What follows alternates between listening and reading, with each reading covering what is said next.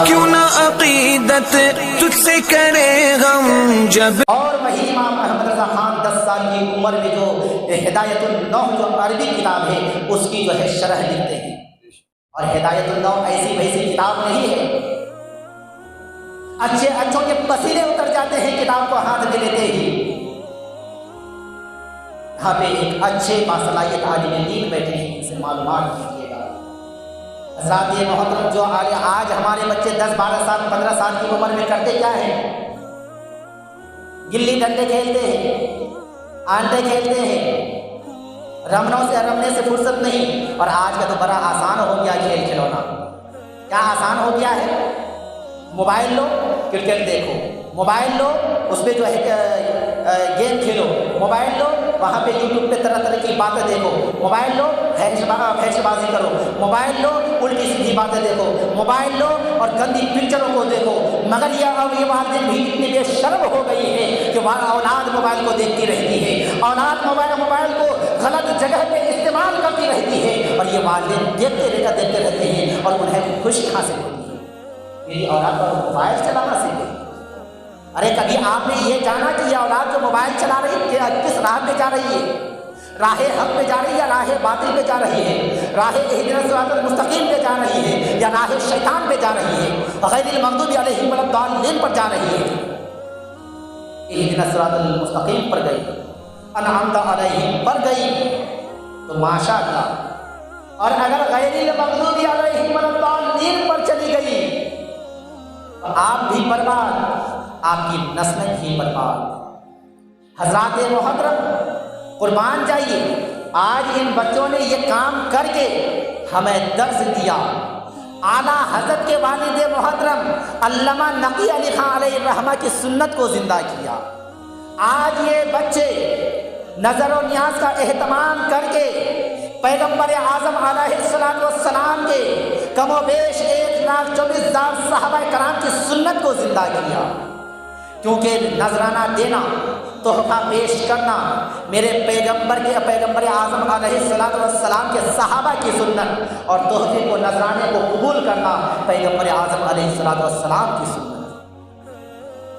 आज हम सुन्नी कहलाते हैं मगर सुन्नतों से कोसों दूर होते हुए नजर आते हैं। हम कैसे सुन्नी हैं भाई? अगर सुन्नी हैं तो सुन्नत को अपना करके तो देखिए। अगर सुन्नी है वाकई में मसलक इमाम अहले सुन्नत शाह इमाम अहमद रज़ा खान फाज़िल बरेलवी अलैहिर्रहमतुल्लाह की को मानने वाले हैं तो उनकी सीरत को उठा करके तो देखिए। आला हज़रत शाह इमाम अहमद रज़ा खान फाज़िल बरेलवी अलैहिर्रहमतुल्लाह अभी बालिग नहीं हुए थे, आपकी उम्र शरीफ 4 साल की ही थी। उस टाइम से जब आपने नमाज पंजगाना अदा करना शुरू किया तो हजरत मोहतरम नमाज तो दूर की बात है, आपकी कभी जमात तक तर्क नहीं हुई, जमात तक तर्क नहीं हुई। आज हम मुसलमान कहलाते हैं, सुन्नी मुसलमान कहलाते हैं। हमारी जमात तो दूर की बात है, नमाजें ना जाने कितने सजदे छूटे होंगे कोई पता नहीं। नमाजें अगर हफ्ते में एक बार आ गया तो वो तो अपने आप को फख्र महसूस करते हैं कि अरे भाई मैंने नमाज पढ़ के आया है। और मस्जिदों में फितना और फसाद कौन करते हैं सबसे ज़्यादा मालूम है आपको? कौन करते हैं? जो 5 वक्त का नमाजी होगा, जिनके दिल में अल्लाह उसके रसूल का खौफ होगा, वो कभी नहीं करेगा। जो हफ्ते में एक बार आएगा, जो महीने में एक बार आएगा, जो साल में एक बार आएगा, ईद बकरीद के मौके पर, शब बरात के मौके पर, 27वीं रमज़ान के मौके पर उनकी दादागिरी देखिए मस्जिदों में। फिर उनकी दादागिरी देखिए सिर्फ मस्जिदों में नहीं बल्कि उलमा के ऊपर भी, अच्छे आदमियों के ऊपर भी तरह तरह के कीचड़ें उछालना शुरू कर देते हैं। ये मेरी बात आपको थोड़ी कड़वी लगेगी मगर मेरा मकसद आपको जो है करवाहट पहुंचाना नहीं है, आपके दिल को जो है एज़ा पहुंचाना, तकलीफ पहुंचाना नहीं है, बल्कि इस गलत फहमियों से दूर करना मकसद है। क्योंकि आज की तारीख में ज़रूरत तकरीर की नहीं है बल्कि तकरीर की जगह पे तकरीर के नाम पर इस्लाह मुआशरा की ज़रूरत है। आज हम उस मसलक और उस मसलक के इमाम अहले सुन्नत की महफिल में बैठे हुए हैं। वह इमाम अहले सुन्नत जिन्होंने अपनी पूरी जिंदगी को मोहब्बत मुस्तफ़ा में गुजार दी, जिन्होंने कभी भी बातिलों के सामने में नोटों के चक्कर में अपने गर्दनों को नहीं झुकाया, वह इमाम अहले सुन्नत है। आज हम कहाँ जा रहे हैं? क्या हमने कभी गौर व फिक्र किया है? कभी भी गौर व फिक्र नहीं किया। एक वाक़या बयान करके, एक वाक़या बता करके मैं अपनी बात को कोशिश करूँगा ख़त्म करने की। आज हमारे अंदर बेहयाई बहुत ज़्यादा बढ़ रही है ना, बढ़ रही है ना। आला हज़रत की उम्र शरीफ सिर्फ 6 साल की है। कितने साल की है? ज़बान से अगर अल्लाह ताला ने ज़बान दी है तो बोलिए ज़बान से 6 साल की। और उनकी शान, सामने में फाहिशा औरतें जिसको रंडी कहते हैं, उनकी गाड़ियां आई, आकर के आला हज़रत के सामने में वो गाड़ी लग जाती है। और लगने के बाद आला हज़रत जुब्बा शरीफ पहने हुए थे। जुब्बा शरीफ समझते हैं ना? हाँ, जुब्बा शरीफ कुर्ते को भी कहते हैं और जुब्बा शरीफ जो है नीचे तक जो पहनते हैं उसे भी कहते हैं। वो पहने हुए थे। आला हज़रत ने उस फाहिशा औरत को देख करके कहा, क्या आपने ऊपर नीचे से जो है जुब्बा शरीफ के दामन को उठाया और आपने अपनी नज़रों के सामने में रख लिया, अपनी आंखों को, अपने चेहरों को छुपा लिया। अब यहां एक सवाल पैदा होता है कि जब इन बातों को उन फाहिशा औरतों ने देखा तो वो औरतें हंसने लगी, मुस्कुराने लगी कि वाह बाबा वाह, ये कैसा बाबा है, ये कैसा मियाँ है। और उन औरतों से रहा भी नहीं गया, बल्कि झट से आला हज़रत से जो है सवाल भी कर दिया, मियाँ ये क्या तरीक़ा है? सत्र को खोल करके और नज़रों को छुपा लिया, सत्र को खोल करके नज़रों को छुपा लिया। आप चाहते, अगर आपका मकसद चेहरे को छुपाना हमसे, आँखों को चुराना हमसे, या तो आप पलट भी सकते थे दूसरी तरफ, या अपने हाथों से भी छुपा सकते थे। मगर आला हज़रत का सवाल सुनिए, अरे औरत, अगर मैं अपने इस दामन को ना उठाता तो तेरे ज़बान से ये सवाल नहीं निकलते। सुन इस सवाल का जवाब कि सत्र को छुपाना तो लाजिम है, मगर सत्र को छुपाने से पहले पहले नज़रों को छुपाना लाजिम है। अगर हमने हमारी नज़रें फहशबाजों से, फहशजों से बच गई, अगर हमारी ज़हन व फिक्र अगर फहशबाजों से बच गई तो हमारा दिल फहशबाजों से बच जाएगा। जब हमारा फहशबाजों से दिल बच जाएगा तो हमारा नफ्स भी, हमारी ज़िहानत भी फहशबाजों से बच जाएगा। वो औरतें शर्म से अपने सर को झुका लिया और झुकाने के बाद अपनी गाड़ियों पे जा कर के बैठ जाती है। हज़रात मोहतरम गौर तो कीजिए कि वह औरत इस नियत से जो है उन्होंने सवाल किए थे ताकि आला हज़रत को वो शर्मिंदा करें, मगर उनको कौन शर्मिंदा कर दे जिनकी शान को, जिनके मर्तबा को रब्बे काबा ने पहले ही बुलंदो बाला कर दिया है। लिहाजा हज़रात मोहतरम हमें और आपको चाहिए कि आला हज़रत की सीरत को अपनाएं, आला हज़रत के किरदार को अपनाएं, आला हज़रत के शान को पहचाने। आला हज़रत हमें किस हाल में, आला हज़रत जब आए थे हमारे क्या हाल थे, हमारे अजदाद के क्या हाल थे, इन बातों पे हमें गौर करना चाहिए।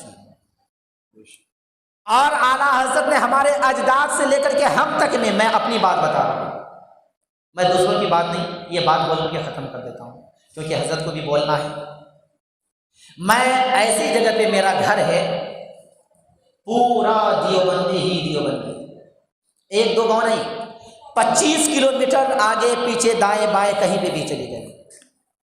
उसी बीच में एक अकेला मैं सुन्नी, और उसी बीच में जो है एक हमने छोटा सा इदारा कायम किया है जिसका नाम जो है दारुल रज़ाए मुस्तफ़ा है, जिसको जो है पिछले साल आप लोगों ने इमदाद भी किया था।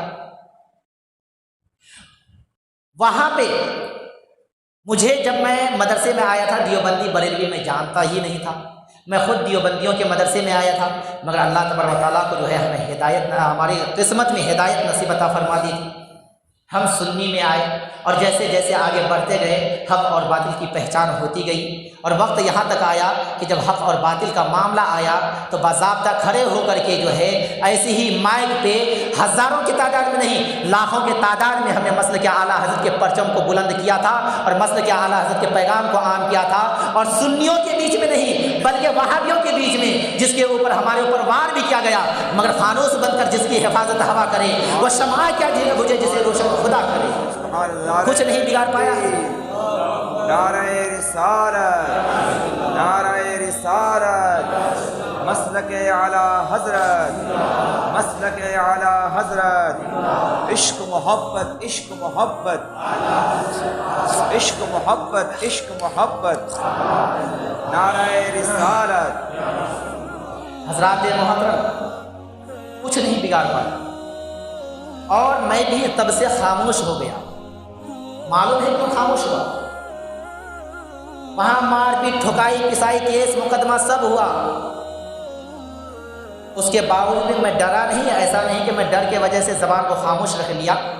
देखा कि यहाँ पे शैतानी हमले बहुत ज़्यादा जो है हो रहे हैं, तो मेरे जहन में आला हज़रत का एक शेर याद आया, ऐ रज़ा हर काम का एक वक्त है, ऐ रज़ा हर काम का एक वक्त है, दिल को भी आराम हो ही जाएगा।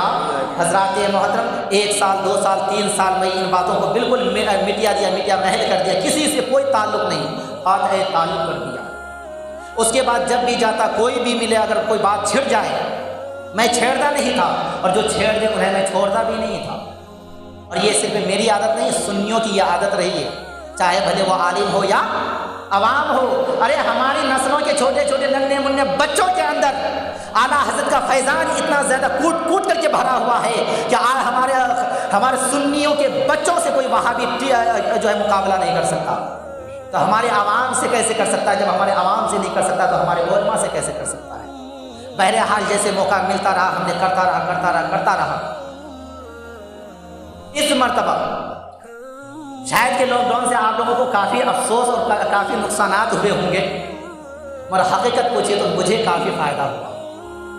मुझे ये बनावटी नहीं बल्कि सच्चाई बता रहा हूँ, ये बनावटी नहीं बल्कि सच्चाई बता रहा हूँ कि लॉकडाउन से मुझे इतना फ़ायदा हुआ कि मेरी लाइफ में कभी फ़ायदा हुआ ही नहीं था। ये 30 साल ज़िंदगी में मुझे कभी फ़ायदा नहीं हुआ था। इसकी वजह और ये फ़ायदा क्या था? जब भी मैं घर जाता था तो मैं इतना मसरूफ़ रहता था कि मैं घर में नहीं रह पाता था, जिसकी बिना पे मैं दीन की तबलीग नहीं कर पाता था। इस मतलब लॉकडाउन होने की वजह से मेरा जाना आना बिल्कुल बंद हो गया। घर में रहने लगा, मुलाकात करने वाले मुलाकात करने लगे, मिलने वाले मिलने लगे, और जैसे जैसे मिलते थे तो उनसे जो है आप लोग ने देखा होगा कि मुझे जो है दुनिया की बातें करने की आदत नहीं। जब मेरे पास आप बैठेंगे तो कोई ना कोई बात दीन की लेकर के आप जाएंगे। उसी तरह से मसले की बात करते बात यहाँ तक आ गई कि दारुल उलूम देवबंद से फारिग शुदा, जो शैतानों का गढ़ है पूरी दुनिया का, हिंदुस्तान पाकिस्तान का नहीं, पूरी दुनिया का शैतानों का, इब्लीसों का गढ़ है सहारनपुर के अंदर, उस दारुल उलूम देवबंद से फारिग शुदा मुफ्ती ने तौबा इस्तग़फ़ार किया।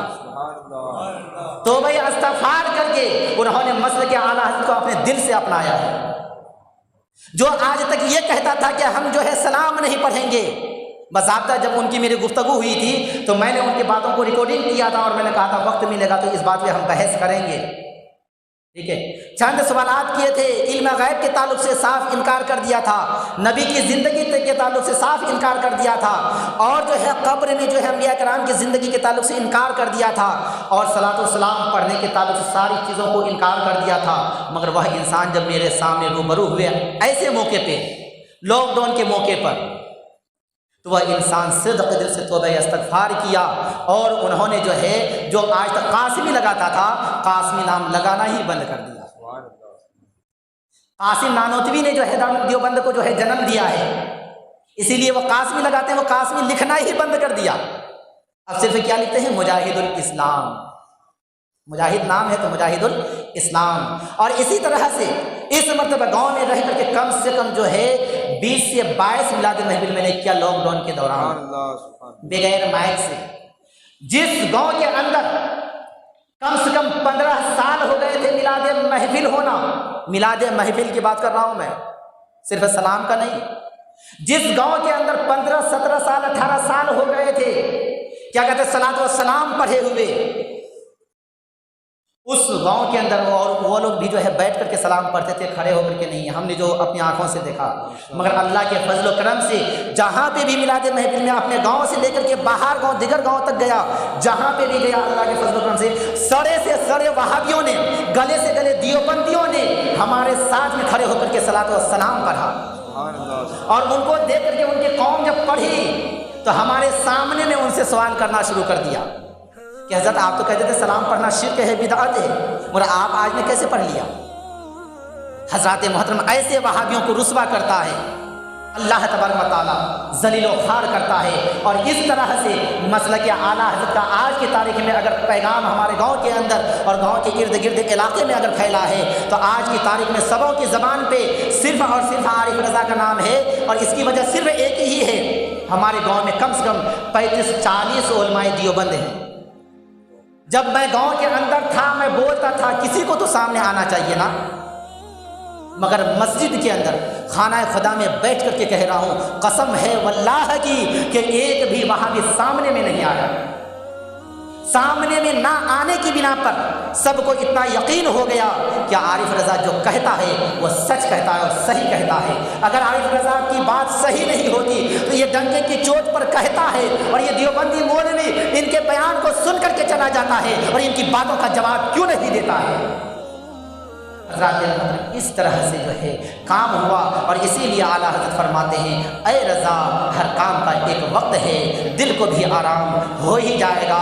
तो हम मसले के आला हज़रत को मानने वाले हैं, हमारी चाहत, हमारी सोच होती है कि हम जब दीन की बात आ जाए हम छोटे और बड़े को नहीं देखते, हम सिर्फ अदब को देखते हैं। क्या देखते हैं?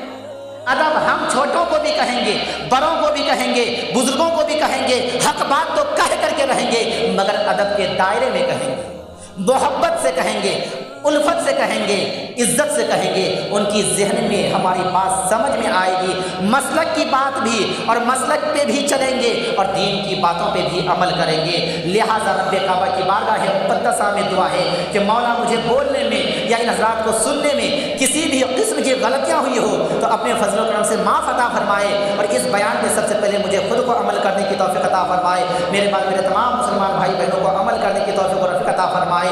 और इन बच्चों ने, बड़ों ने जिस तरह से भी इस मिलाद महफिल में हिस्सा लिया है, तमाम के हिस्सों को और हाज़िरों को अपनी बारगाह में कबूल व मक़बूल अता फरमाए।